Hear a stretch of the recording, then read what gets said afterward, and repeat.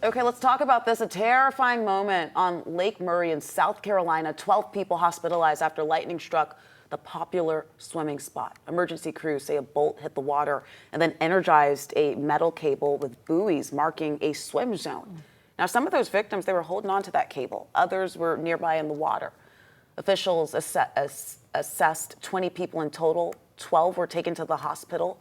Those injuries are not believed to be life-threatening here, but the full extent is still unclear. And visitors at the lake say that they are, of course, shaken by what happened. It's really shocking because I don't hear of much incidents here in Lake Murray. It's normally really peaceful, like very family orientated. So the fact that the accident happened really did shock me a lot. So I hope everybody pulls through and everybody makes it and they're all good and come back healthy. Yeah, we are absolutely hoping that everybody makes a full recovery there. Officials say that the park is expected to reopen once it's cleared by safety inspectors.